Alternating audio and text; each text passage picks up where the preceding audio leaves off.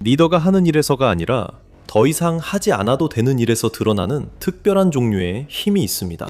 지난 10년 대부분 동안 시진핑은 주로 해외여행을 중단함으로써 그런 힘을 발휘했고, 대신 세계가 그를 찾아왔습니다. 외국 정상들은 베이징으로 날아와 의전 절차를 거치고 다시 본국으로 돌아갔습니다. 아시아 소사이어티가 집계한 자료에 따르면 시진핑은 2013년부터 2019년까지 연평균 약 14회의 해외 순방을 했지만 2022년부터 2025년까지는 연평균 약 6회로 줄였습니다. 2020년에는 단 한 번만 해외에 나갔고 2021년에는 표면적으로는 코로나 위기 때문이라며 아예 출국하지 않았습니다. 하지만 그 신호는 분명했습니다.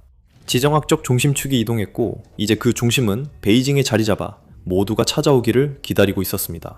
그래서 시진핑이 2026년 6월 초 평양행 비행기에 탑승했을 때 그 행선지는 언론에 큰 충격을 주었습니다. 시진핑이 7년 만에 처음으로 북한을 방문했고 올해 첫 해외 순방이었습니다.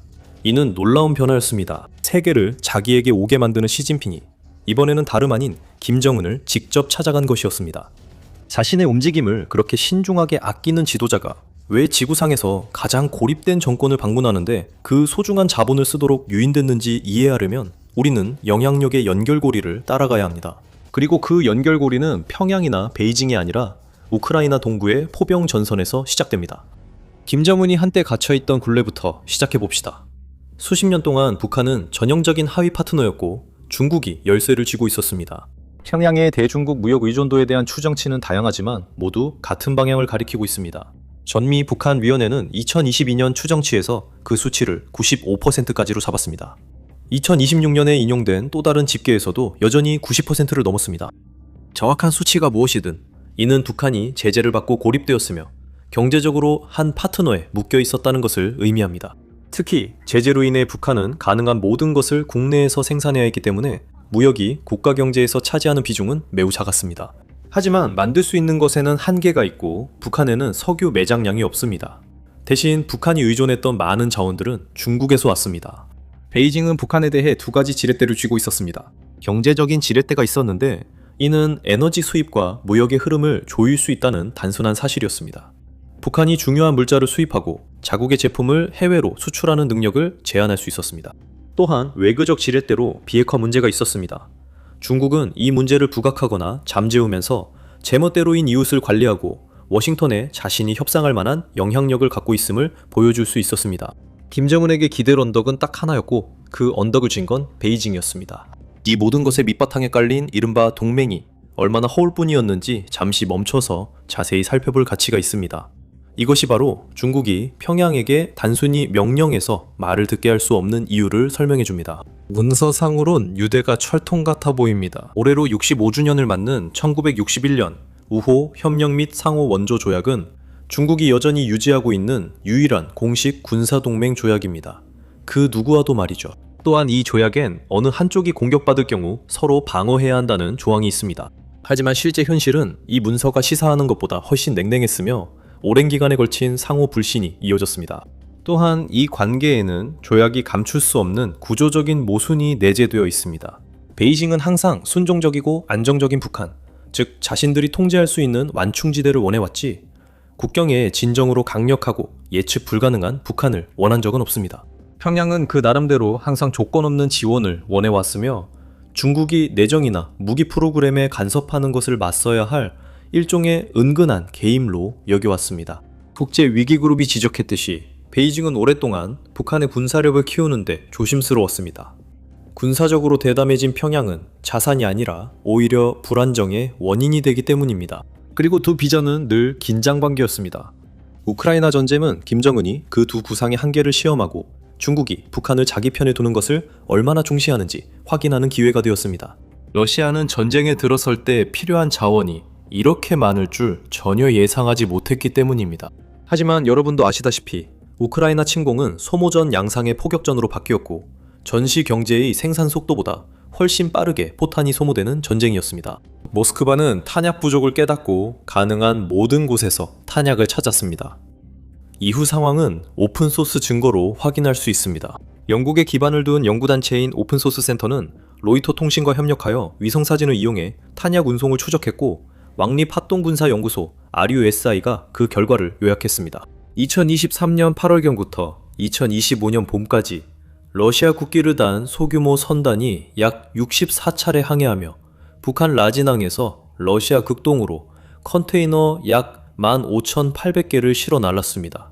추정에 따르면 이 컨테이너들은 총 420만에서 580만 발의 포탄에 해당합니다.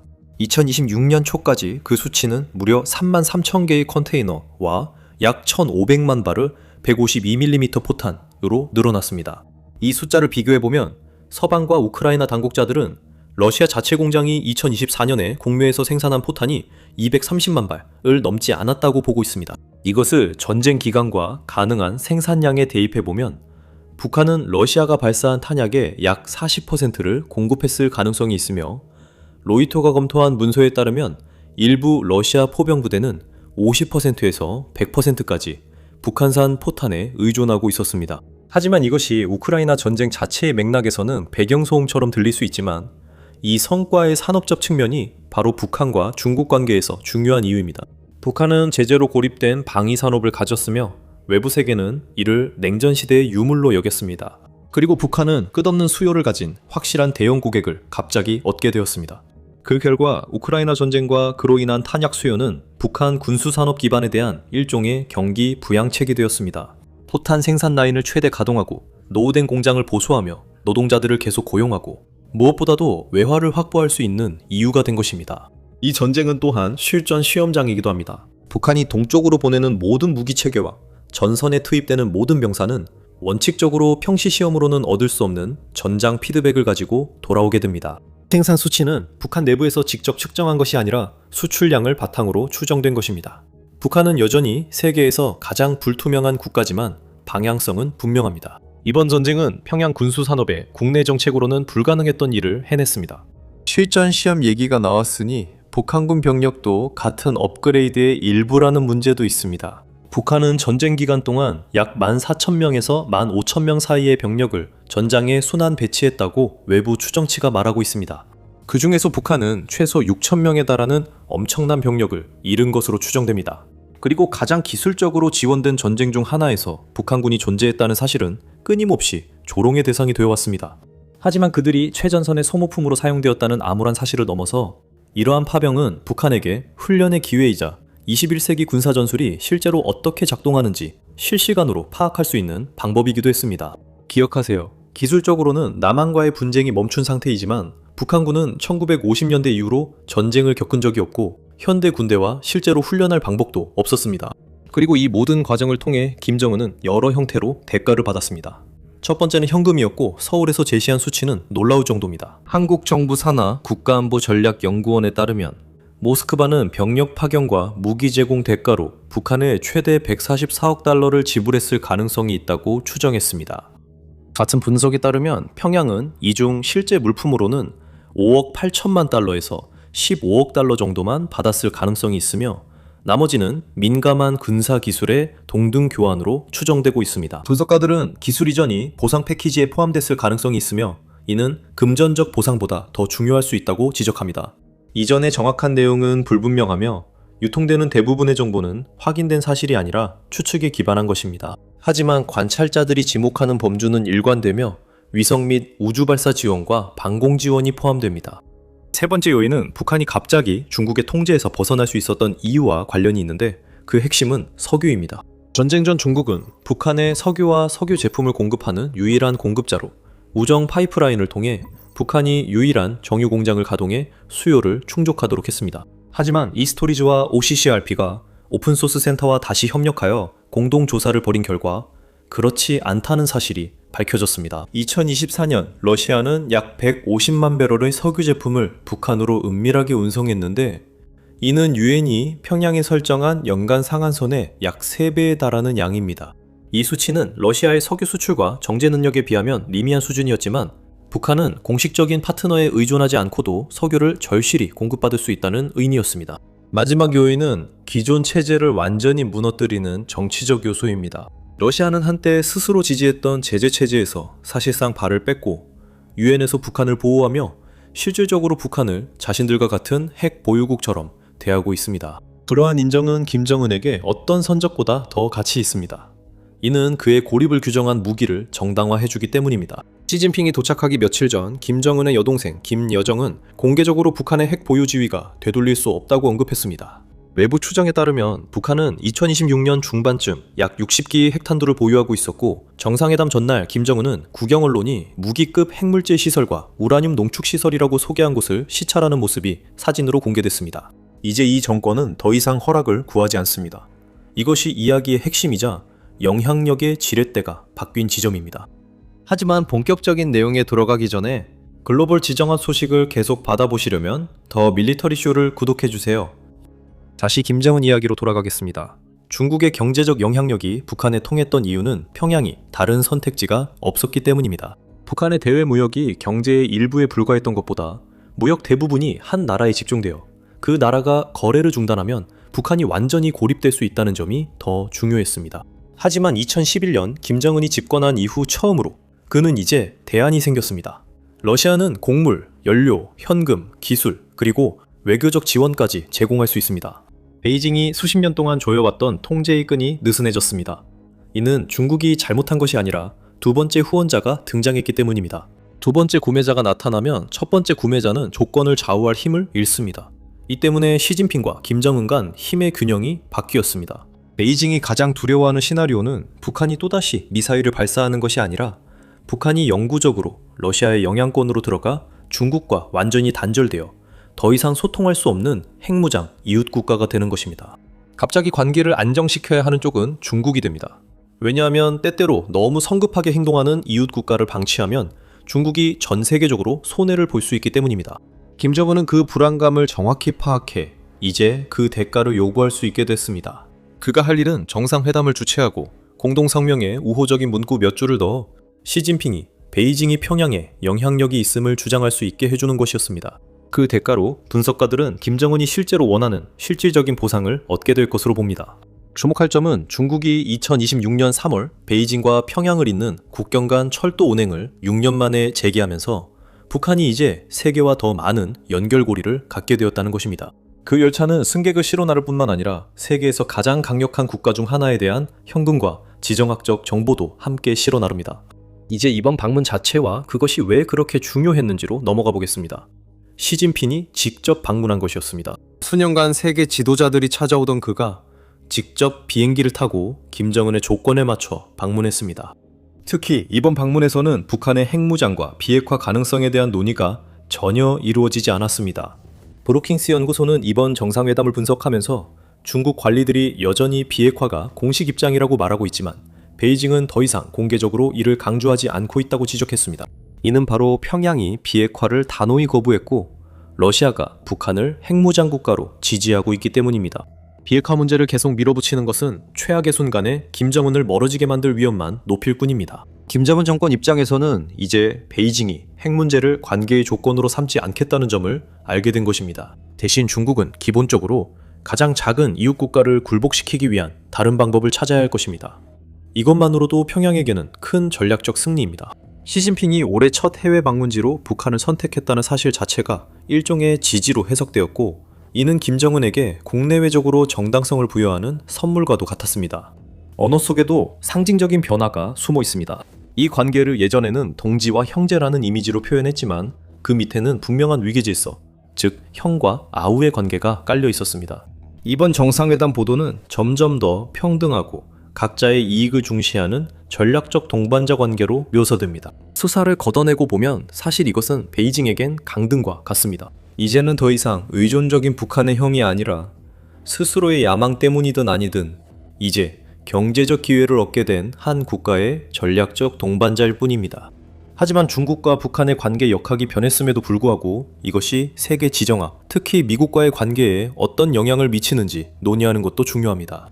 베이징이 역사적으로 북한과의 관계에서 얻어온 것 중 하나는 미국을 상대로 사용할 수 있는 카드였습니다. 무역 상대국으로서 중국은 평양을 억제할 수 있는 강대국이었고, 따라서 워싱턴이 자기 편으로 붙들어둬야 할 파트너였습니다. 하지만 그 카드는 중국이 실제로 북한을 억제해낼 수 있을 때만 효과가 있습니다. 시진핑 주석이 2026년 초 도널드 트럼프 대통령과 만난 후 미국과 중국이 발표한 회담 내용은 달랐습니다. 특히 바로 이 문제에서 말이죠. 워싱턴은 비핵화라는 표현을 전면에 내세웠지만 베이징은 그 문제를 주변부로 밀어냈습니다. 시진핑이 북한을 미국과의 협상에서 지렛대로 계속 사용하고 싶지만 실제로 그 지렛대를 통제할 수 없다면 평양 방문은 단순한 양국 간 우호 이상의 목적을 갖게 됩니다. 이것은 부분적으로 워싱턴을 겨냥한 영향력 과시의 무대입니다. 영향력을 과시하는 것과 실제로 갖는 것은 다르며 김정은은 그 차이를 잘 압니다. 이를 분명히 하려 김정은은 무력 시위를 벌였습니다. 북한은 방문이 공식 발표되기도 전에 5월 말에 단거리 탄도미사일을 연속 발사했습니다. 이것은 북한의 오랜 행동 패턴과 일치합니다. 중요한 회담 전 바다로 발사체를 쏘며 손님과 상관없이 자기 일정대로 움직인다는 메시지를 주는 듯합니다. 중국이 북한을 더 통제했다면 방문을 미루거나 북한의 미사일 시위를 막을 수 있었을 것입니다. 하지만 중국이 북한의 협조를 필요로 했기 때문에 이 모든 일은 그냥 덮어버렸습니다. 그럼 제목이 맞을까요? 김정은이 시진핑을 속였나요? 솔직히 내보다 더 흥미로운 답이 있어요. 김정은이 시진핑을 거짓 약속으로 속인 사기극은 없었습니다.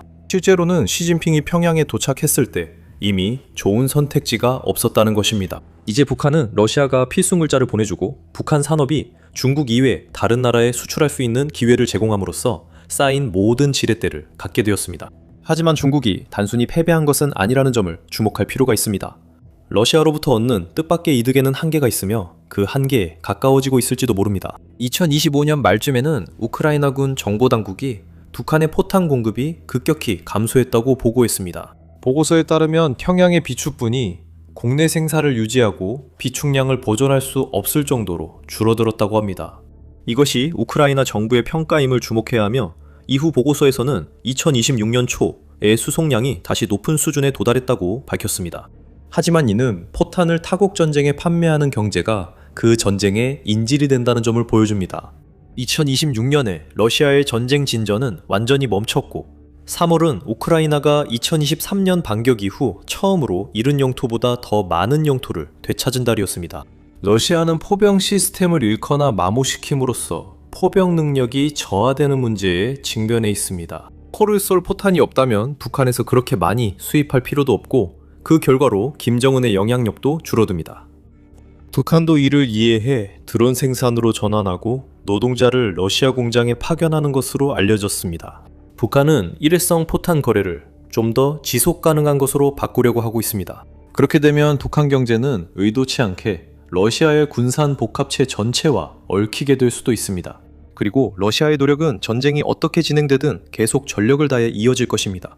왜냐하면 러시아는 멈추거나 우크라이나, 즉 자신들이 침공한 나라에 양보할 것이라는 인상을 줄 여유가 전혀 없기 때문입니다. 두 번째로 주의할 점은 푸틴도 김정은의 친구가 아니라는 것입니다. 그는 과거 베이징처럼 북한을 이용하고 있습니다. 일부 분석가들은 모스크바가 베이징을 혼란스럽게 하려고 평양을 중국 앞에 내세우는데 주저하지 않을 것이라고 봅니다.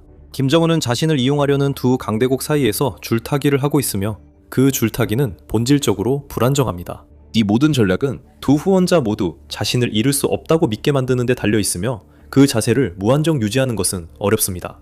세 번째로 주의할 점은 일부 분석가들이 이번 회담이 양국 정상 모두에게 성과가 있었다고 평가했다는 것입니다. 김정은은 정당성과 핵 조건에서 벗어난 관계를 얻었습니다.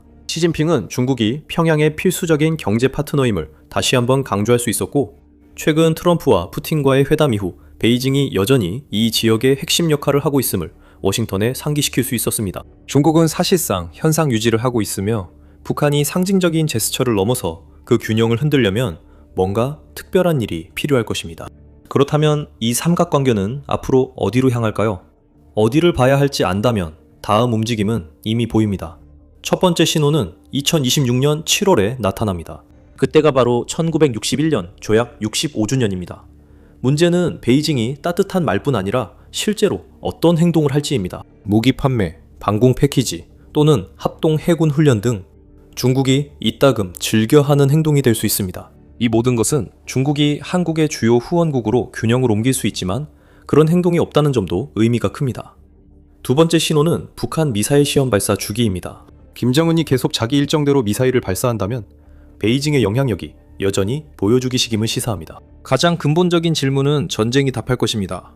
김정은이 전투가 잦아들고 러시아발 반사이익이 줄어들기 전에 일회성 포탄 특수를 지속 가능한 것으로 바꿀 수 있는지입니다. 바로 그렇기 때문에 북한 노동자들이 러시아의 드론 공장으로 향하고 있다는 보도가 어느 한 장의 정상회담 사진보다 더 중요할 수 있습니다. 중국의 군사 확장 계획은 놀라운 속도로 계속 진행되고 있으며 베이징은 두 초강대국 간의 잠재적인 충돌에 앞서 미국과의 격차를 줄이기 위해 필사적입니다. 중국은 세계에서 가장 큰 해군과 육군을 모두 구축했으며 AI가 통합된 군집 드론부터 극초음속 미사일까지 최신 혁신 기술을 정기적으로 과시하고 있습니다. 하지만 베이징이 따라잡으려 애쓰는 사이 미국도 가만히 있지 않습니다. 미국도 세계 최강 군사 강국의 지위를 유지하기 위해 자체적으로 큰 개선을 이루고 있습니다. 이러한 개선 중 하나는 중국 해군에 큰 위협이 됩니다. 미국이 B2 스피리들 스텔스 함대 파괴자로 만들면서 수백 마일 밖에서도 베이징 해군 전력을 크게 약화시킬 수 있게 되었습니다. B2는 역사상 가장 상징적인 폭격기로 별도의 소개가 필요 없습니다. 그 독특한 플라잉 윙 실루엣은 전 세계 어디서나 즉시 알아볼 수 있으며 뛰어난 스텔스 능력 덕분에 B2는 역대 가장 두렵고 효과적인 항공기 중 하나가 되었습니다. 적의 영공을 들키지 않고 침투할 수 있는 이 항공기는 1997년 실전 배치 이후 수많은 분쟁에서 주도적인 역할을 하며 그 가치를 여러 차례 입증했습니다. 예를 들어 1999년 코소보 전쟁을 비롯해 이라크, 아프가니스탄, 리비아, 예멘 전쟁에서도 사용되었고 최근에는 이란에서도 운용되었습니다. 하지만 실전 배치 기간 대부분 동안 B2는 주로 코소보의 세르비아 군사시설, 아프가니스탄의 탈레반 거점, 이란의 지하 핵시설과 같은 지상 표적을 타격하는 데 사용되었습니다. 벙커, 기지, 방공망과 같은 목표물을 파괴하는 데 있어서는 놀라울 정도로 효과적임이 입증되었습니다. 하지만 B2는 결코 본격적인 대함 전력으로 간주된 적은 없습니다. 막대한 탑재량, 뛰어난 항속거리, 스텔스 능력 덕분에 전함이나 기타 해군 전력을 경멸할 잠재력이 있었음에도 불구하고 B2를 가로막는 큰 문제가 하나 있었습니다. 바로 대함 무장의 부족이었습니다. 과거에 미국이 B2로 전함을 폭격하고자 했다면 GBU-31, JDAM과 같은 중력 투하 방식의 스마트 폭탄에 의존해야 했을 것입니다. 또한 B2가 JJDAM으로 전함을 타격하려면 폭탄 투하 전 목표물 바로 위를 거의 비행해야 했을 것입니다. B2가 그렇게 첨단 스텔스 기능을 갖추고 있더라도 적 함정에 그렇게 가까이 비행하는 것은 여전히 매우 위험한 기동이 될 수 있으며 폭격기가 다양한 레이더와 통합 방공 시스템에 노출될 가능성이 있습니다. 게다가 JJDAM은 고정된 목표물에 대해서는 매우 정확하지만 적 함정을 바다에서 적극적으로 추적하고 유도할 수 있는 적외선 탐지기나 능동 레이더 시스템 같은 필수 구성 요소가 부족합니다. 이러한 한계 때문에 B2는 해상 대응 임무에서는 주로 뒷전으로 밀려났고 대신 B1B 랜서와 같은 기종이 사용되었습니다. 하지만 2025년에 미군은 상황을 완전히 뒤집었습니다. 2025년 4월 말쯤 플로리다 북서부의 에글린 공군기지 근처에서 시험이 진행되었고 이 시험에서 B2 폭격기가 500파운드짜리 퀵싱크 해상무기를 투하했습니다. 퀵싱크는 해상 표적을 겨냥해 특별히 개조된 JJDAM으로 작동 방식이 매우 효과적입니다. 먼저 표적이 식별됩니다. 일반적으로 P8, 포세이돈과 같은 해상 초계 및 정찰 항공기의 도움을 받아 표적을 식별하고 그런 다음 표적의 좌표를 B2 폭격기와 같은 공격 항공기에 전달합니다. 그 후 폭격기는 표적에 접근하여 상공에서 탑재 무장을 투하합니다. 표준 JJDAM과 마찬가지로 퀵싱크도 내장된 GPS와 관성 항법 시스템을 이용해 표적의 마지막으로 알려진 위치로 이동합니다. 사정거리에 들어서면 폭탄에 무기 개방형 시스템 아키텍처 오사를 적용한 적외선 영상 시커가 작동하여 표적을 정확히 찾아갑니다. 주변 지역을 스캔하면서 목표로 하는 선박과 동일한 크기와 열 신호를 가진 배를 찾고 선박이 움직일 때 실시간으로 경로를 수정해 추적합니다. 하지만 퀵싱크는 표적 옆면과 충돌하거나 위에서 타격하는 것만은 아닙니다. 대신 실제로 선박 옆에 물속으로 잠수해 지연작동 신관을 사용해 선체 바로 옆에서 폭발합니다. 그 결과 발생하는 폭발은 강력한 충격파를 만들어내며 이는 보통 선체를 물 밖으로 들어올리고 바닥에 구멍을 낼 만큼 충분히 강합니다. 실제로 선체를 두 동강 내 몇 초 만에 침몰하게 됩니다. 그래서 퀵싱크라는 이름이 붙었습니다. 이 소식은 당시 큰 화제가 되었으며 미국 공군 참모총장 데이비드 엘빈 장군은 X에 우리는 새로운 퀵싱크 무기를 공개했으며 이는 정지해 있거나 이동 중인 수상함을 타격하는 우리의 능력을 크게 향상시킵니다 라고 썼습니다. 이것은 국방부의 진정한 게임 체인저이며 도널드 트럼프 대통령이 말한 힘을 통한 평화가 바로 이런 것입니다. 이것은 분명히 B2가 해상에서 움직이는 표적을 신뢰성 있게 타격하지 못했던 기존의 문제를 해결했으며 폭격기의 능력을 크게 업그레이드한 것이었습니다. 하지만 그 당시에도 일부 전문가들은 중국 해군의 방대한 규모와 첨단 방공 능력을 고려할 때 퀵싱크가 얼마나 효과적일지에 대해 의문을 제기했습니다. 예를 들어 톰 슈가트 전 미 해군 잠수함 전투장교이자 신미국안보센터 CNAS 선임연구원은 온라인에서 미군이 이런 종류의 폭탄을 투하하기 위해 B2 폭격기를 중국 군함 근처까지 위험을 감수하며 비행시킬 것이라고는 생각하지 않는다고 밝혔습니다. 그는 그들의 방공 시스템이 전혀 감지하지 못한다는 걸 1000% 확신합니까? 라고 덧붙였습니다. 같은 질문은 여러 군사 전문가들이 반복했습니다.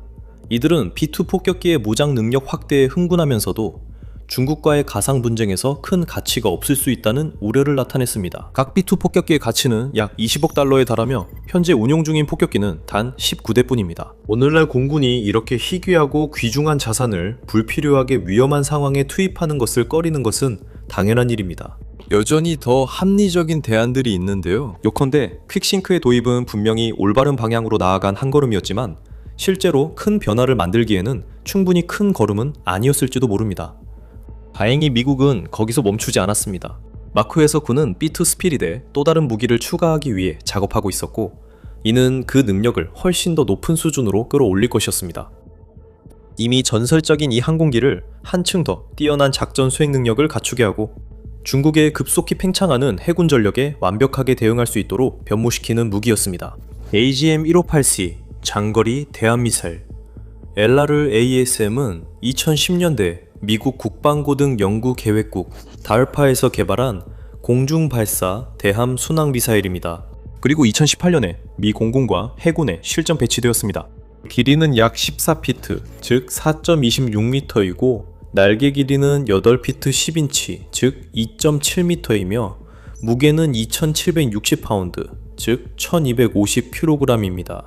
LRASM은 오늘날 존재하는 가장 첨단의 대함미사일 중 하나입니다. 윌리엄스 F-117, WR-F-117, WR-105 터보팬 엔진으로 구동되며 이를 통해 약 마하 0.9, 시속 690마일 또는 시속 1111km의 고아음속 속도에 도달할 수 있습니다. 그리고 최대 500캐리, 즉 926km에 달하는 작전 범위를 자랑합니다. GPS와 관성 함법 시스템, 적외선 및 전자광학 센서, 그리고 AI 유도 기술이 결합되어 LRASM은 매우 정밀하며 매번 목표물에서 10피트, 즉 3m 이내로 명중할 수 있습니다.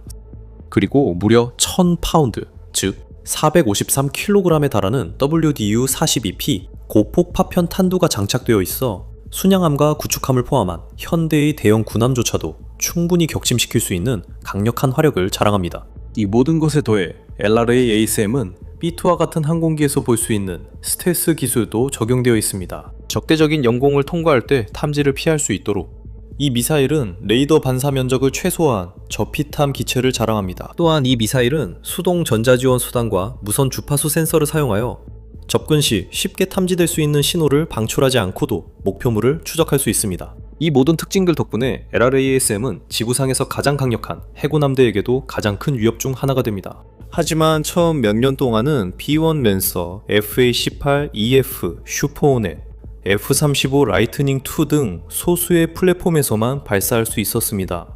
2026년 6월 B2 스피릿이 공식적으로 그 목록에 추가되었습니다. 하지만 그 일이 어떻게 일어났는지 의미는 무엇인지 알아보기 전에 밀리터리 쇼는 헤드라인만이 아니라 전체 그림을 전합니다. 한 발 앞서 알고 싶다면 구독해주세요. 2026년 6월 29일 미 공군 글로벌 스트라이크 사령부는 놀라운 보고서를 발표했습니다. 태평양 공군이 P2 스피릿과 장거리 대함미사일을 사용해 실사격 침몰 훈련을 실시했다는 내용이었습니다.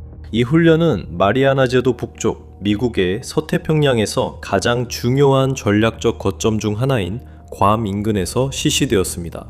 이 훈련은 발리언트 실드 26 훈련의 일부로 2006년부터 진행되어 온 태평양에서 실시되는 미국의 최대 규모 군사훈련 중 하나인 발리언트 실드 워게임의 최신 버전이었습니다.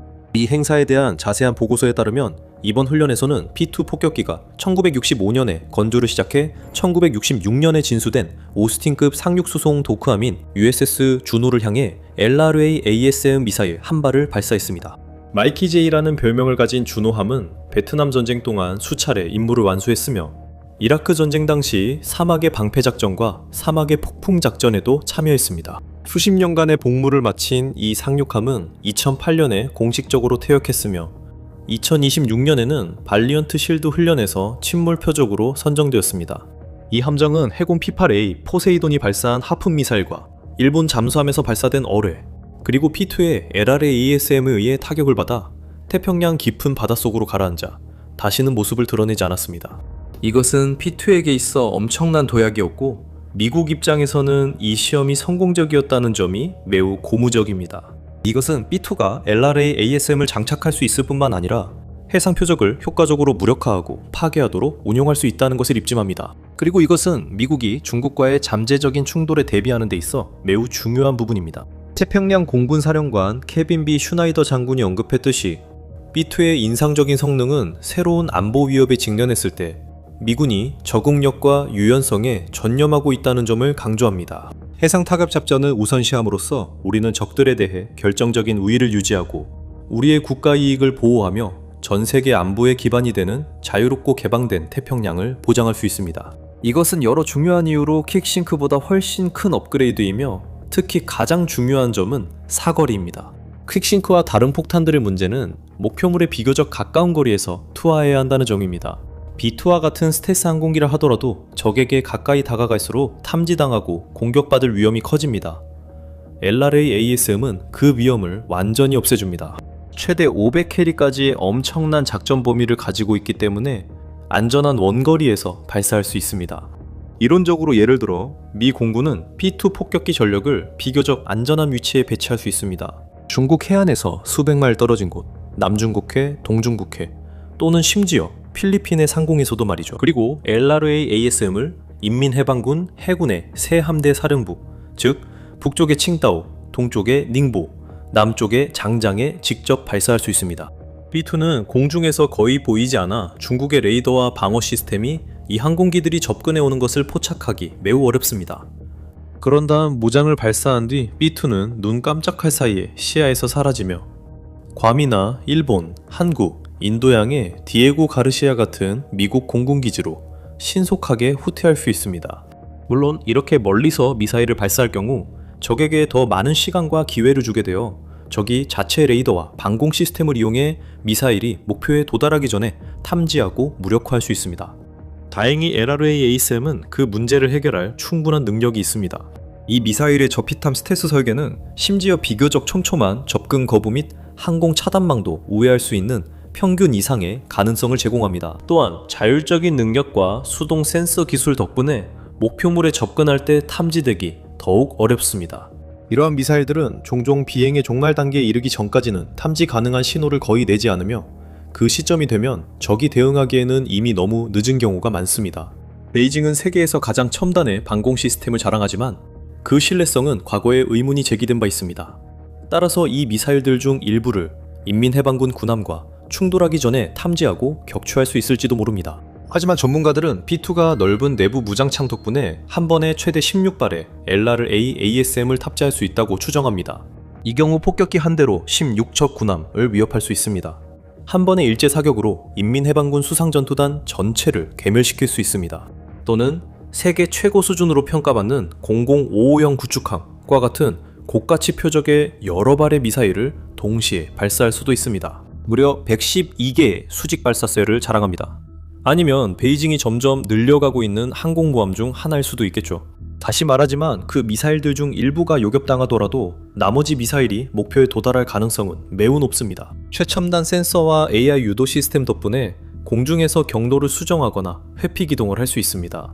LRA-ASM 미사일은 집단으로 발사될 때 서로 효과적으로 통신할 수 있으며 보안 데이터 링크를 통해 데이터를 공유합니다. 비행 경로를 미세 조정하고 적의 방어망을 피하기 위해서입니다. 또한 접근 마지막 단계에서는 해수면을 스치는 비행 프로파일을 따라 비행하기 때문에 탐지 및 격추가 더욱 어렵습니다. 그리고 적외선 영상 기술 덕분에 적 함정의 가장 취약한 부분을 타격할 수 있어 한 번의 명중만으로도 함선을 침몰시킬 가능성이 극대화됩니다. 미국 국방부 통계에 따르면 중국은 약 370척의 군함을 운용하고 있으며 해군 함대는 해마다 계속 확장되고 있습니다.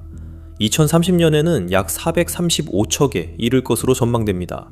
하지만 그 함대가 장거리 대한미사일을 완전히 장착한 미국의 B-2 폭격기와 맞서게 된다면 그 숫자는 믿을 수 없을 만큼 빠르게 줄어들 수 있습니다. 그리고 미국은 이미 이러한 미사일을 충분히 확보해 베이징의 일부 함대뿐만 아니라 중국 해군 전체를 위협할 수 있도록 조치를 취하고 있습니다. 2026년 4월 뉴스 보도에 따르면 미 해군은 LRA-7 생산에 거의 10억 달러를 투입할 계획인 것으로 드러났습니다.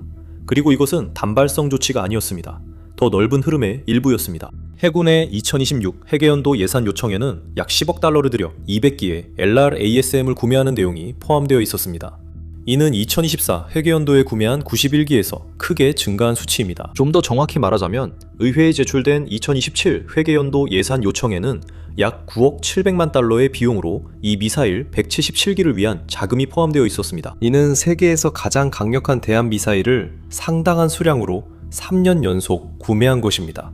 이것은 베이징과 전 세계의 미국의 다른 적들에게 분명하고 강력한 메시지를 전달합니다. 당신들이 전함을 얼마나 많이 건조하든 해군이 얼마나 커지든 바다 위에서 얼마나 많은 힘을 과시하려 하든 미군은 항상 우위를 점할 것입니다. 미군은 항상 충분한 탄약을 보유해 당신들의 함정을 바다 밑으로 보낼 수 있으며 당신들은 이를 막을 수 없습니다.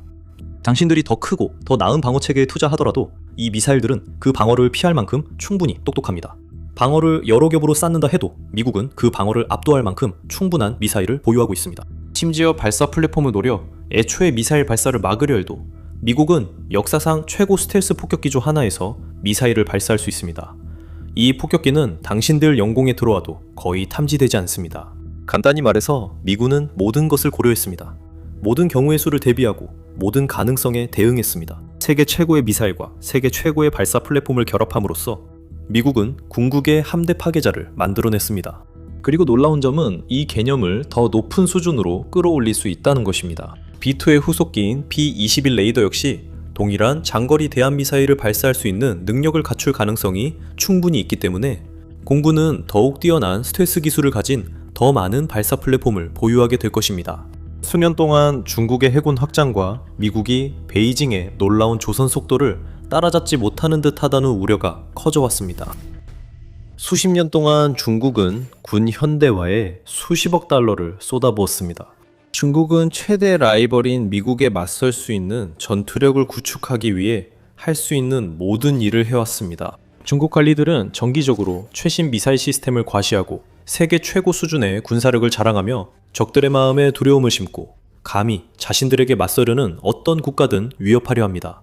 하지만 베이징의 허세와 객기 뒤에는 훨씬 더 냉혹한 진실이 숨겨져 있습니다. 중국의 군사력은 알려진 것만큼 강하지 않습니다.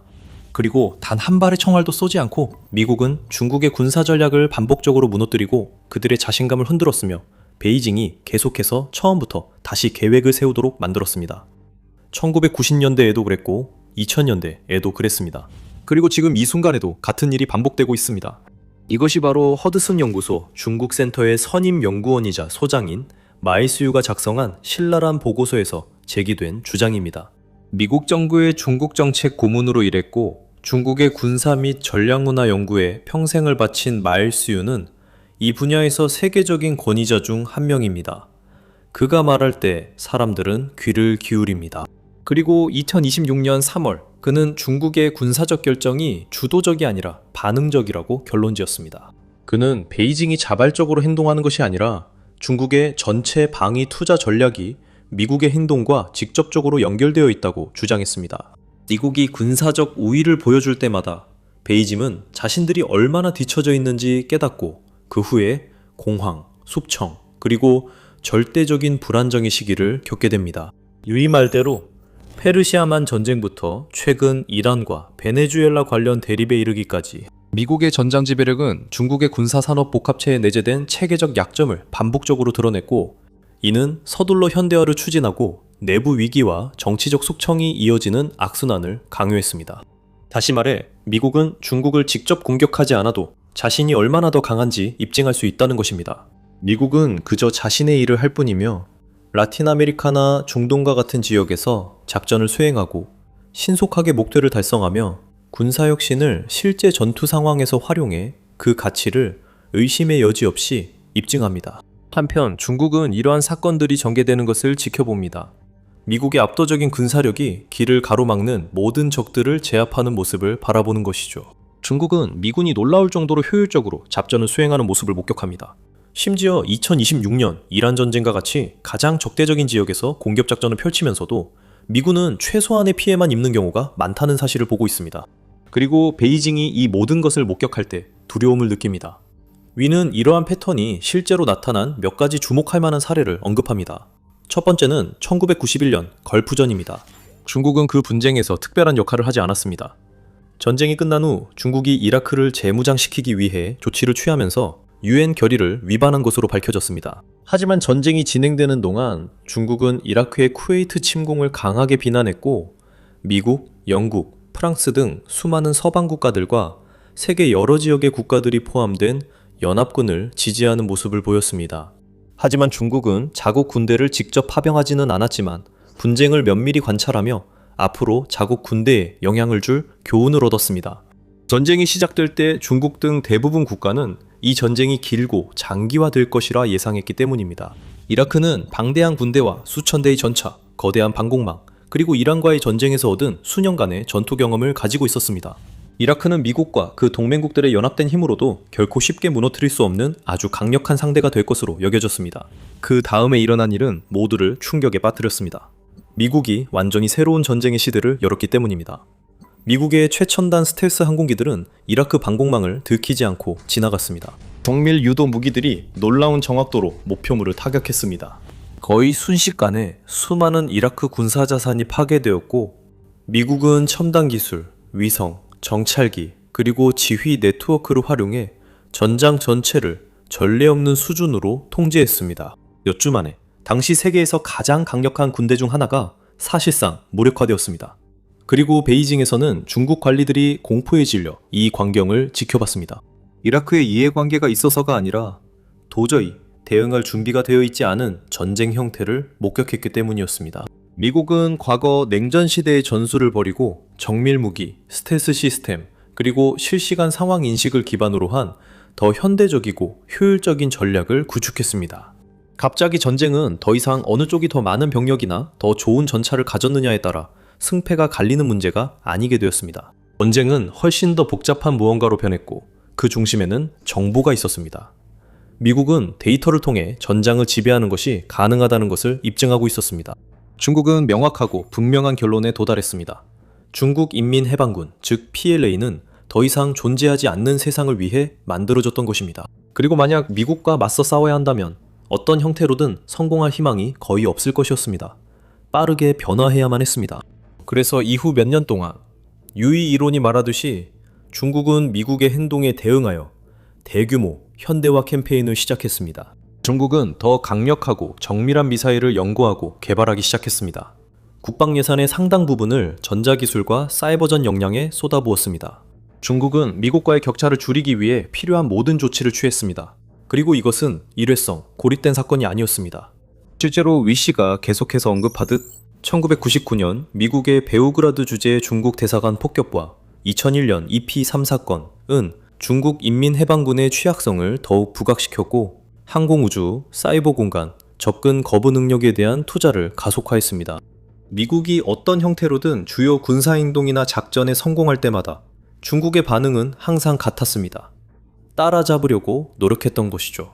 외부에서 볼 때 베이징의 노력은 야심차면서도 존경스러워 보였습니다. 세월이 흐르면서 우리는 중국 항구에서 대형 신형 군함이 진수되고 첨단 전투기가 실전에 배치되며 탄도미사일 프로그램이 새로운 성능 기준을 세우는 모습을 보았습니다. 군 전체의 여러 부문이 현대전에 변화하는 요구에 맞추어 재편성되고 구조조정되었습니다. 중국 인민해방군은 단순히 병력과 함대 규모에만 집중하던 구식 군대에서 최첨단으로 보이는 미사일 시스템과 끊임없이 발전하는 사이버 역량을 갖춘 훨씬 더 정교한 군대로 탈바꿈했습니다. 하지만 위 씨에 따르면 중국이 이러한 개선을 이루는 방식에는 몇 가지 근본적인 결함이 있었다고 합니다. 첫 번째는 중국이 군 현대화를 너무 서두른 나머지 오랜 시간에 걸쳐 국내에서 새로운 역량을 개발하고 점진적으로 키워가는데 시간을 들이려 하지 않았다는 점입니다. 중국은 미국처럼 설계를 구상하고 정교하게 다듬기 위해 필요한 시간과 노력을 들이고 수년간의 시행착오를 견디며 실패를 과정의 일부로 받아들이는 것을 원하지 않았습니다. 요컨대 중국은 혁신을 빠르게 추진하고 싶어 했습니다. 이를 위해 중국은 왜곡 기술을 획득하거나 기존 설계를 역설계하는 등의 방법에 크게 의존했습니다. 어떤 경우에는 베이징이 산업 스파이와 같은 비열한 수법까지 동원해 외국의 군사 자산을 파악하고 이를 모방하려고 시도하기도 했습니다. 이로 인해 적어도 겉보기에는 중국이 미국과의 격차를 비교적 빠른 속도로 좁힐 수 있었습니다. 하지만 기술을 획득하는 것과 완전히 속달하는 것에는 큰 차이가 있습니다. 이것이 위씨가 보고서에서 지적한 두 번째 문제입니다. 중국은 군사 퍼레이드에서 자랑할 화려한 신형 미사일, 전투기, 기타 자산들을 보유하고 있었지만 위씨가 말하는 일관된 성능을 위해 필요한 근본적인 공학적 정밀성과 재료과학을 반드시 갖추고 있지는 않았습니다. 즉, 중국은 기술은 있었지만 이를 제대로 활용할 지식은 부족했습니다. 이제 세 번째 문제는 중국의 군민융합 MCF 정책과 관련이 있습니다. 이 정책은 국가의 민간 연구, 상업 부문과 군산 복합체 사이에 격차를 해소하고 장벽을 허물기 위해 고안된 것입니다. 이론적으로 보면 이것도 역시 똑똑한 아이디어입니다. 그 핵심 목표 중 하나는 인공지능, 양자 컴퓨터, 반도체와 같은 거의 모든 민간 분야의 혁신이 군사작전에 전용될 수 있도록 보장하는 것입니다. 이것은 또한 중국에서 운영되는 모든 조직이 국영이든 민간이든 심지어 외국 조직이든 요청이 있을 경우 군대와 데이터를 공유해야 한다는 법적 의무가 있다는 것을 의미합니다. 실제로 이 정책은 위씨에 따르면 방위산업 전반에 걸쳐 부패와 비효율을 조장했고 그 결과로 가장 치명적인 결과인 중국 인민해방군 무기의 품질과 신뢰성에 대한 의문이 제기되고 있습니다. 잠깐만요. 본격적으로 들어가기 전에 여러분은 더 밀리터리 쇼를 시청하고 계십니다. 아직 구독하지 않으셨다면 지금이 바로 구독하실 때입니다. MCF 정책은 중국의 군대를 그 어느 때보다 크고 강하게 만들기 위한 것이었지만 오히려 해결하기 거의 불가능한 심각한 새로운 문제들을 초래했습니다. 이로 인해 앞으로 국가의 안보와 군사력 투사에 심각하고 장기적인 악영향이 미치게 되었습니다. 그 이유를 설명해 드리겠습니다. 중국이 군사와 민간 부문을 효과적으로 통합했을 때 이전보다 훨씬 더 강하게 정치가 인민해방군 PLA에 개입하게 되었습니다. 그리고 중앙집권적인 정치체제에서는 나쁜 소식이 위험합니다. 권력의 최상층에 있는 사람들은 결점이나 실패에 대해 듣고 싶어 하지 않습니다. 그들은 진전과 성공에 대한 이야기만 듣고 싶어 합니다. 이로 인해 직접적으로 문제를 숨기고 단점을 축소하며 지도자들은 잘 되고 있는 부분만을 강조한 보고만 받게 되는 문화가 형성되기 시작합니다. 도전과 부족함에 대한 언급은 완전히 생략됩니다. 군사 분야에서는 그런 문화가 엄청나게 위험합니다. 새로운 무기 체계가 개발되어 가능성을 보일 수 있지만 실제 전투 상황에서는 완전히 쓸모없게 만들 수 있는 수많은 결함이 설계에 남아있을 수 있습니다. 하지만 사람들은 상사에게 조금이라도 부정적인 이야기를 하는 것이 두려워서 그런 문제들을 모두 무시합니다. 대신에 긍정적인 보고서만 공유하죠. 그들은 그 시스템이 완벽하고 혁신적이며 세계 최고라고 주장합니다. PLA의 압도적인 힘을 보여주기 위해 전장에 배치할 준비가 되었다고 말하죠. 그렇게 과장되었지만 완벽하지 않은 시스템들이 군에 도입되거나 다른 나라에 판매되고 실제로 배치되면 모든 결함이 세상에 드러나게 됩니다. 유씨 자신이 쓴 것처럼 선전에 기반한 정치체제는 과장된 주장과 자기 기만을 조장하며 실제 운용 상황에서 드러날 때까지 진짜 결함을 감춥니다. 그리고 그 결함이 결국 드러나면 중국은 항상 똑같은 방식으로 반응하는 것 같습니다. 바로 숙청이죠. 획기적이어야 할 시스템이 형편없다는 것이 드러나면 중국 공산당은 종종 국가 방위 산업의 부패를 뿌리 뽑는다는 명분으로 조사를 시작합니다. 이런 조사가 몇 주나 몇 달 계속되면 결국 권력자들은 갑자기 권력을 잃게 됩니다. 군 장교들은 사임을 강요받거나 강제로 직위에서 해임됩니다. 국방 관련 임원들은 하룻밤 사이에 대중의 시야에서 사라지고 중국 공산당과 인민해방군 내부의 체계적인 문제에 대한 진지한 조사가 될 수도 있었던 일은 결국 정부의 새 희생양을 찾기 위한 마녀사냥에 불과하게 됩니다. 유씨가 설명하듯이 이런 상황은 정치적 숙청이 기술적 개혁을 대체하는 악순환을 만들어냅니다. 문제의 근본 원인을 해결하는 대신 중국 공산당은 단지 몇몇 사람들을 해고하고 똑같은 방식으로 일을 계속하다가 다음에 큰 실패가 찾아오면 또다시 같은 일을 반복합니다. 이것은 단순히 터무니없는 순환일뿐만 아니라 파괴적인 순환이기도 합니다. 중국 공산당이 숙청을 할 때마다 비록 여기저기서 부패한 관료들을 제거할 수는 있겠지만 수년 또는 수십 년의 경험과 전문성을 가진 사람들까지도 함께 내쫓게 됩니다. 그렇게 함으로써 스스로의 학습과 발전 능력을 약화시키게 됩니다. 이러한 순환이 계속될수록 상황은 더 악화되고 유 씨는 혁신이 더 안전해지기보다 오히려 더 위험해진다고 썼습니다. 진실이 오류보다 더 위험해집니다. 이것이 미국이 중국 인민해방군을 압박하는데 총 한 발 쏠 필요가 없는 이유입니다. 미국은 군사력을 과시하려 베이징과 직접 충돌할 필요도 없습니다. 미국은 단지 주어진 모든 기회에서 자신의 우월함을 계속해서 보여주기만 하면 됩니다.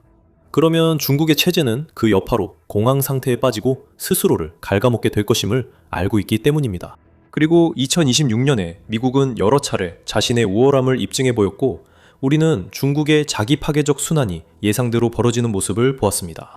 예를 들어 1월에 미국은 압솔루트 리졸브 작전을 수행했습니다. 하룻밤 사이, 더 정확히 말하면 3시간도 채 안 되는 시간 동안 미군은 베네수엘라 북부 전역의 인프라를 폭격하고 방공 시스템을 제거했으며 카라카스의 요새화된 구역에서 니코라스 마두로 대통령을 생포했습니다. 이 업적을 완성하듯 그 과정에서 단 한 명의 미국인도 목숨을 잃지 않았습니다. 그리고 2월에는 이스라엘과 협력하여 미국이 이란과 전쟁을 시작했습니다. 미국은 세계가 본 적 없는 가장 빠르고 강력한 폭격 작전 중 하나를 수행하여 전직 최고 지도자를 포함한 이란의 주요 지도부 상당수를 제거했고 수많은 방공 시스템, 미사일 기지, 기타 고가치 목표물들을 파괴했습니다. 미국은 계속해서 호르무즈 해협에 해상 봉쇄를 실시하며 이란 군대의 상당 부분을 소탕하고 수차례의 공격을 격퇴했으며 자신들은 최소한의 피해만 입었습니다. 이 두 분쟁에서 미국의 상대였던 베네수엘라와 이란은 미사일 플랫폼, 레이더, 방공망 등 중국이 제공한 자산에 부분적으로 의존하고 있었습니다. 유 씨가 언급했듯이 이러한 자산들은 미국의 첨단 스텔스 및 전자전 능력에 직면했을 때 반복적으로 성능을 발휘하지 못했습니다. 이것들은 중국에서 최신의 가장 강력한 위협에도 극심한 압박 속에서도 대응할 수 있다고 선전된 바로 그 동일한 시스템들입니다. 하지만 이 시스템들은 하나씩 첫 관문에서 무너졌습니다. 예를 들어 이란에서 사용된 것으로 알려진 주력 HQ-9B 방공 시스템은 미국이나 이스라엘 항공기를 요격하는 데 실패했습니다. 중국의 YLC-8B 레이더 역시 별다른 효과를 보이지 못했고 신속하게 지도에서 사라졌습니다. 그리고 이란이 중국산 초음속 CM-302 대한미사일을 배치했을 때조차도 목표물을 명중시키는 데 실패했습니다. 이러한 실패를 본 중국 공산당은 이 무기 체계들이 어떻게 또 왜 그렇게 높게 평가됐는지, 그런데도 왜 기대에 못 미쳤는지를 진지하게 검토할 수도 있었고 어쩌면 그래야 했습니다.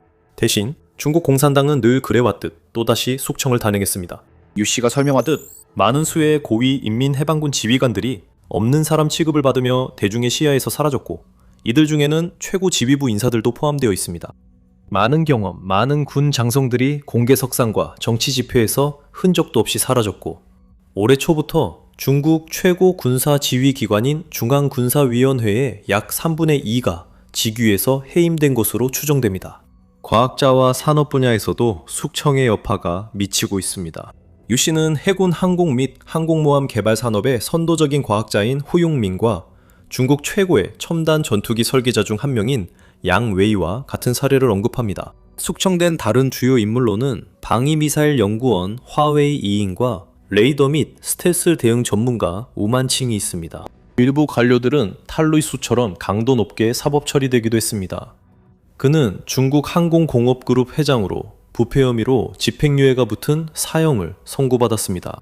또 다른 인물들은 수상한 상황에서 사망하기도 했는데 단연간의 경력을 가진 극초음속 무기 연구원인 팡다이 다이넌과 양홍이 그 예입니다. 이 모든 것은 미국의 군사적 승리의 직접적인 결과입니다. 유 씨의 설명에 따르면 이는 중국의 무기 개발에 이중적인 영향을 미쳤습니다. 한편으로 미국의 성공은 중국이 적응하도록 강요했으며 중국은 신속한 현대화 캠페인을 추진하고 역량을 업그레이드하며 막대한 자금과 자원을 새로운 무기, 차량, 선박, 방어 시스템 개발에 쏟아부어 전 세계에 과시하고 있습니다. 동시에 이란과 베네수엘라 같은 곳에서의 미국의 잡전은 중국의 발전 수준을 시험하는 역할도 했습니다. 그리고 베이징에게 불행하게도 중국은 그 테스트에서 반복적으로 실패해왔습니다. 중국의 군사 자산은 약하고 결함이 있으며 그 높은 기대에 전혀 부응하지 못한다는 것이 드러났습니다. 이로 인해 중국 공산당 내부에서도 엄청난 혼란이 촉발되었고 중국의 국방 및 연구 부문 전반에 걸쳐 관료들이 숙청당했습니다. 그 결과는 유 씨가 역설이라고 표현하는데 중국 공산당이 미국과 경쟁하거나 심지어 능가하려는 추진력이 점점 더 야심찬 군사 프로그램을 추구하게 만든다는 것입니다. 하지만 바로 그 프로그램들을 가능하게 하는 동일한 체제가 그 프로그램들이 진정한 잠재력을 발휘하는 것을 막고 있습니다. 만약 중국에 더 합리적이고 현실적인 체제나 정치와 군대 사이에 명확한 구분이 있었다면 아마 이런 일은 일어나지 않았을 것입니다. 그 나라는 주요 군사 강국들처럼 군사적 야망을 이루기 위해 시간과 노력을 들이며 성공과 실패를 견딜 수 있었을 것입니다. 실패를 무시하거나 처벌하지 않고 받아들이며 학습의 중요한 부분으로 여겼을 것입니다. 반면 중국은 진정한 혁신 능력 자체를 지워버리는 시스템을 구축했습니다. 그래서 발전은 여전히 고르지 못하고 위험할 정도로 취약한 상태로 남아 있습니다. 마지막으로 유는 이렇게 말합니다. 이와 같은 역학관계가 지속되는 한 미국의 군사적 우위가 새롭게 드러날 때마다 중국은 외부적으로 도전을 받을 뿐만 아니라 내부적으로도 불안정해지며 중국이 극복하려는 그 격차를 오히려 강화하게 될 것입니다. 그래서 비록 워싱턴이 전장에서 직접적으로 중국과 맞서고 있진 않지만 여전히 베이징에 비해 우위를 유지하고 있습니다. 각각의 군사작전은 미국의 지배력을 보여주는 역할을 하며 미국의 가장 큰 글로벌 경쟁자의 전략을 반복적으로 혼란시키고 불안정하게 만듭니다. 2027년이 다가오고 있습니다. 일부 사람들이 시진핑 중국 국가주석의 대만 침공 계획에서 중대한 해가 될 것이라고 믿는 그 해가 이제 몇 달 남지 않았습니다. 중국 자원은 곧 준비될 것이며 군대도 시진핑이 원하는 일을 해낼 만큼 강해질 것입니다. 그러나 중국엔 문제가 있습니다. 그 바다에는 중국의 대만 침공 계획을 시작도 하기 전에 좌절시키는 요소가 있습니다. 대만은 중국을 견제하기 위해 예상을 깨는 아무것도 하지 않기 전략을 포함한 기발한 계획을 갖고 있습니다. 왜일까요? 중국은 대만 점령에 필요한 군사력이 부족하기 때문입니다. 그리고 결국 중국이 건너야 하는 바다에 달려 있습니다. 이게 말이 안 된다고 생각할 수 있다는 건 압니다. 숫자만 보면 더 그렇죠. 대만과 중국의 군사력을 단순히 비교해서 누가 우위에 있는지 본다면 대만이 우위를 점하는 분야는 전혀 없습니다. 중국의 203만 5천 명에 달하는 현역 군인은 대만의 23만 명과 비교하면 압도적인 규모입니다. 그리고 대만의 165만 7천 명의 예비군을 포함하더라도 중국은 51만 명의 예비군을 보유하고 있어 여전히 명확한 병력 우위를 유지합니다. 중국은 매년 대만보다 10배나 많은 금액을 군사에 지출합니다. 중국은 3,529대가 넘는 항공기를 보유해 대만의 720대보다 압도적입니다. 해군 함대도 대만보다 거의 10배 크고 미사일도 충분히 갖추고 있습니다. 겉보기와 달리 중국이 실제로 주도권을 쥐고 있지는 않습니다. 여러분은 미국 등 인도-태평양 강대국 개입 시 시진핑의 계획이 무산될 것이라 생각할 수 있지만 우리는 그렇게 말하지 않겠습니다. 이 모든 요소가 작용할 수 있습니다. 특히 중국이 대만이 전 세계를 상대로 가진 핵심 지렛대를 위협한다면 더욱 그렇습니다. 하지만 다른 국가들이 개입하지 않더라도 중국의 대만 계획은 성공하지 못할 것입니다. 대만은 스스로를 방어할 수 있고 그럴 만한 분명한 이유가 있습니다.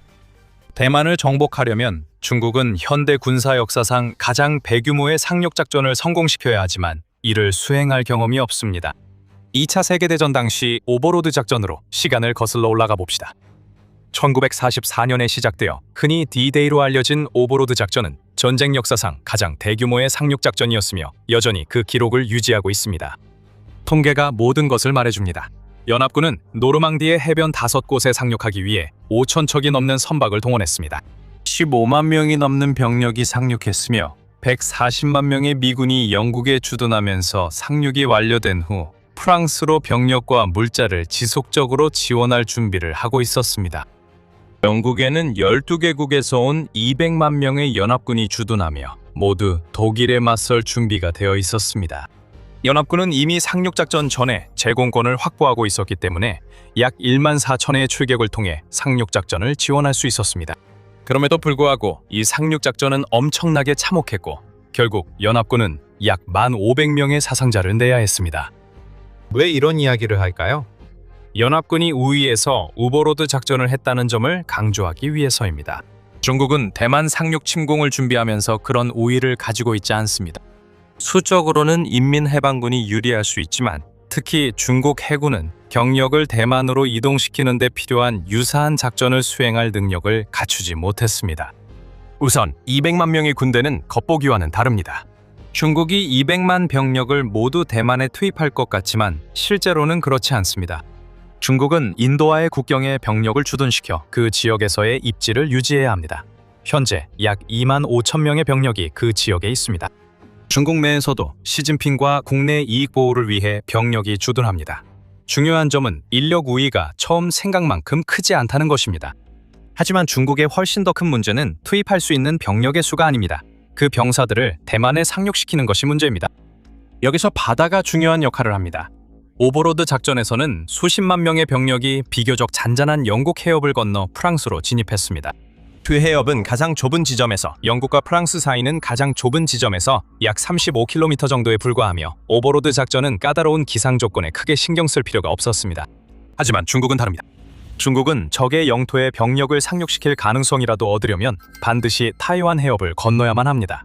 그리고 그건 여러 이유로 어렵습니다. 우선 거리 문제가 있습니다. 중국군은 타이완에 도달하기 위해 노르망디 상륙작전을 펼쳤던 연합군보다 약 5배나 더 먼 거리를 배로 이동해야 합니다. 그 거리는 시간을 만들어내고 그 시간 동안 타이완은 중국 항공기를 향해 지대공 미사일을 발사하고 잠수함을 배치해 함선을 무력화시키며 중국이 보내는 모든 것을 향해 대함 미사일과 드론을 보낼 수 있습니다. 타이완 공군력은 말할 것도 없습니다. 기억하세요. 오버로드 작전 전 연합군이 제공권을 장악했습니다. 중국은 타이완에 대해 그런 제공권을 가지고 있지 않기 때문에 중국이 하늘에서 마음대로 해변과 타이완의 해안 방어선을 두들길 수 있는 상황이 아닙니다. 하지만 이 모든 것은 타이완이 실제로 무언가를 해야 한다는 전제가 필요합니다. 우린 타이완은 아무것도 하지 않아도 된다고 했죠. 그 이유는 타이완 해협이 정말로 무자비한 바다이기 때문입니다.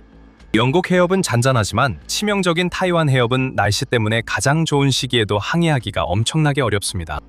6월에서 8월 사이, 그리고 11월에서 2월 사이에는 타이완 해협에 몬순과 태풍이 자주 발생해서 상륙작전이 거의 불가능하게 만듭니다. 최선의 경우에도 중국은 이 시기 중 어느 때 공격하더라도 수십 척의 함정과 수천 명의 병사를 희생해야 할 것입니다.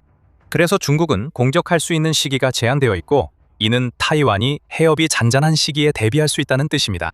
중국이 비가 많이 오는 여름철에 공격하더라도 지연으로 인해 중국 함정이 해안에 가까워지기 전에 타이완이 공격할 기회가 더 많아질 것입니다. 만약 중국이 이 폭풍을 견딘다면 그 다음은 어떻게 될까요? 오버로드 작전에서 연합군은 노르망디 해변 중 원하는 곳을 선택했습니다. 네, 그 해변들은 요새화되어 있었지만 우리가 언급한 모든 요소들, 특히 제공권 덕분에 연합군은 그 해변을 상륙하기에 아주 유리한 위치에 있었습니다.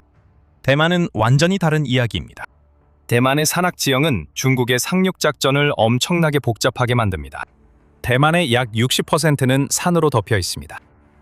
대만에는 수십 개의 해변이 있지만 뉴스위크는 중국이 상륙을 시도할 수 있는 레드비치로 지정된 해변이 20개 미만으로 제한된다고 지적합니다.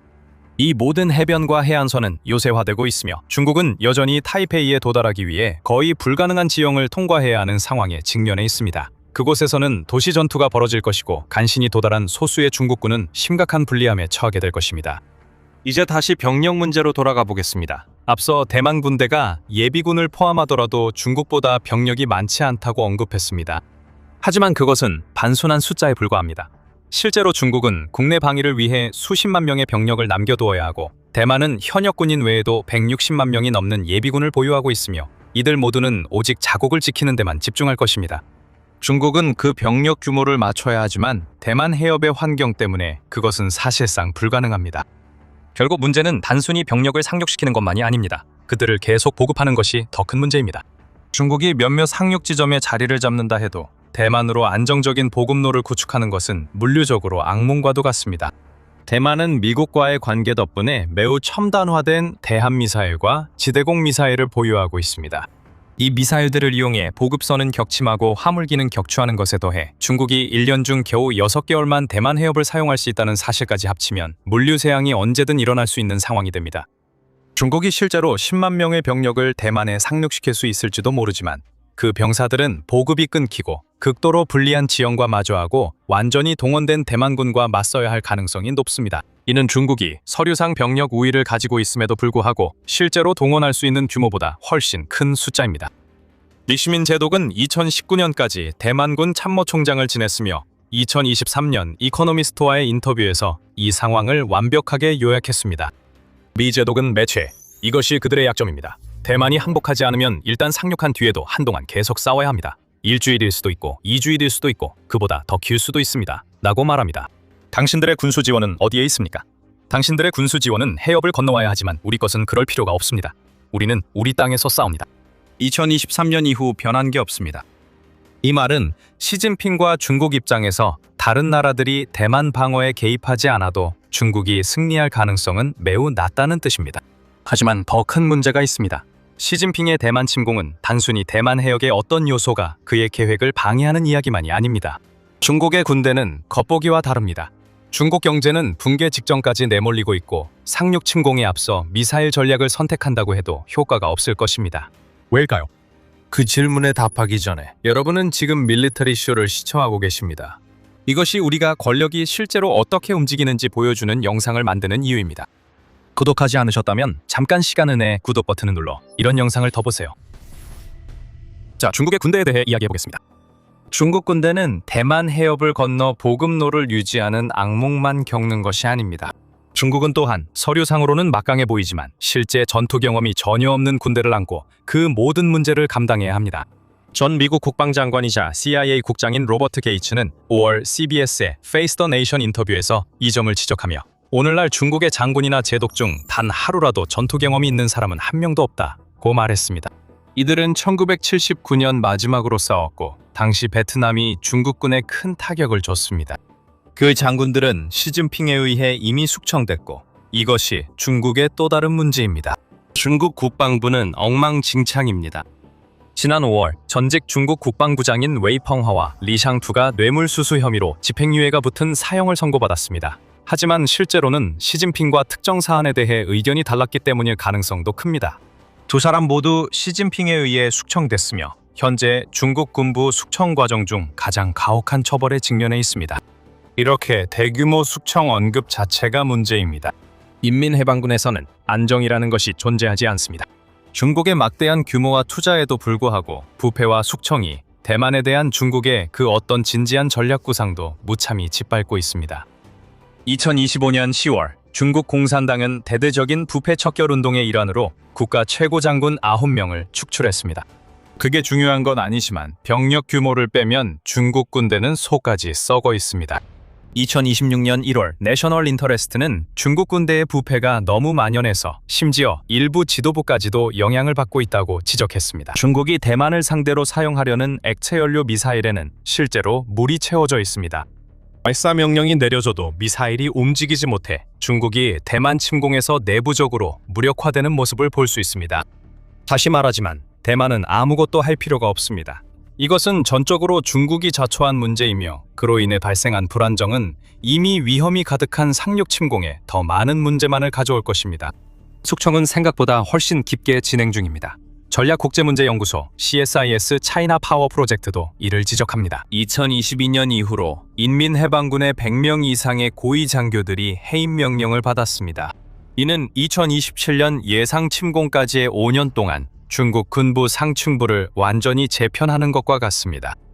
다시 말하지만 이런 숙청의 원인으로는 주로 부패가 지목되지만 물, 미사일, 뇌물 외에도 다른 차원의 부패가 있습니다. 중국 인민해방군에는 군사와 정치 두 개의 지휘 체계가 존재합니다. 정치적인 측면에서는 시진핑이 말하는 모든 것에 동의하려는 의지, 즉 신뢰성이 통찰력이나 강한 의사결정보다 더 중요하게 여겨집니다. 그래서 중국 군대는 본질적으로 시진핑이 모든 것을 통제하려는 시도에서 비롯된 내부 권력 투쟁을 겪어야 합니다.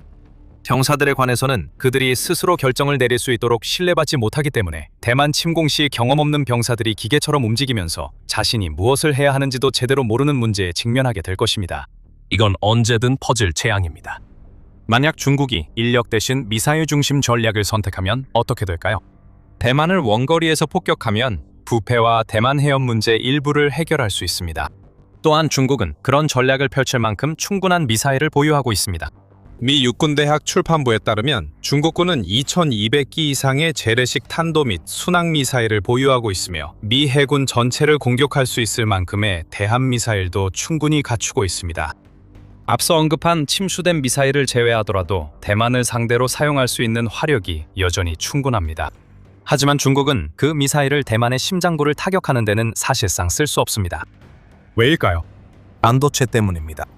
이 반도체 칩은 전 세계 경제에 필수적일 뿐만 아니라 더 중요한 것은 전 세계의 모든 현대 미사일과 군사 장비에 반드시 필요합니다. 그리고 대만은 전 세계 반도체 산업의 중심지입니다.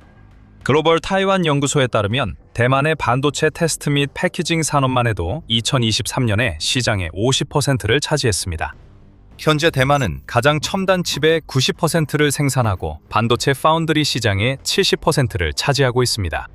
전 세계 기술 산업의 생명줄은 대만 반도체 산업에 달려 있으며 중국 역시 다른 누구 못지않게 여기에 의존하고 있습니다. 미국 외교협의회는 이 점을 강조하며 중국이 매년 4천억 달러어치의 반도체를 수입하고 있고 이 분야에서 자금률이 겨우 16%에 불과하다고 지적했습니다. 중국은 2025년까지 70% 자급을 목표로 하고 있지만 아직 그에 미치지 못하고 있습니다. 더 나쁜 점은 중국이 첨단 무기용 반도체를 생산하지 못한다는 것입니다.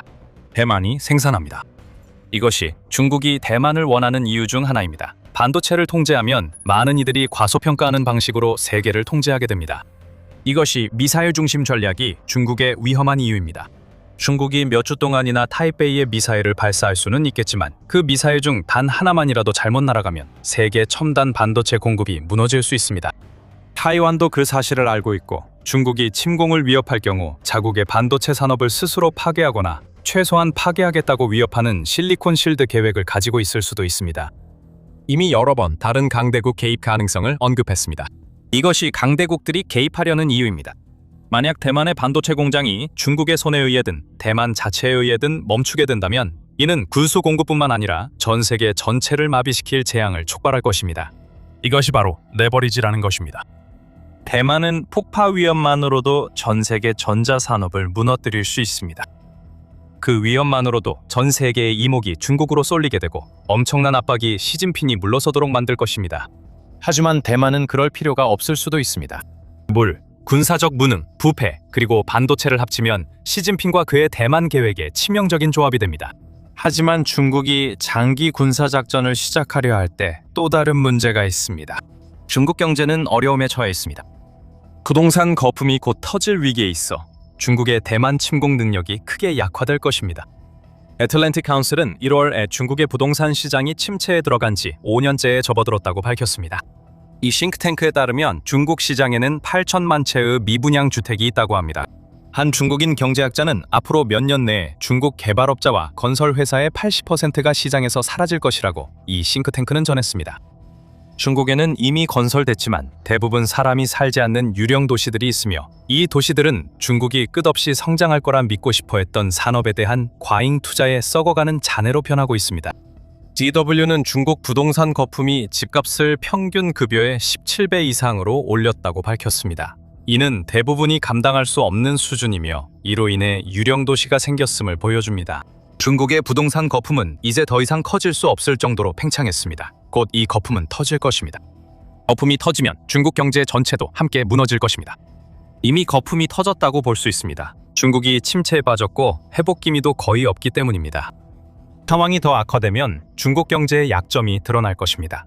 주택시장뿐 아니라 중국 경제는 수출 의존도가 높습니다. 일본, 미국, 한국, 그리고 대만이 중국 수출의 21.31%를 차지하고 있습니다. 중국이 대만을 침공하면 내 나라는 구매를 중단할 수 있어 중국은 큰 문제에 직면할 것입니다.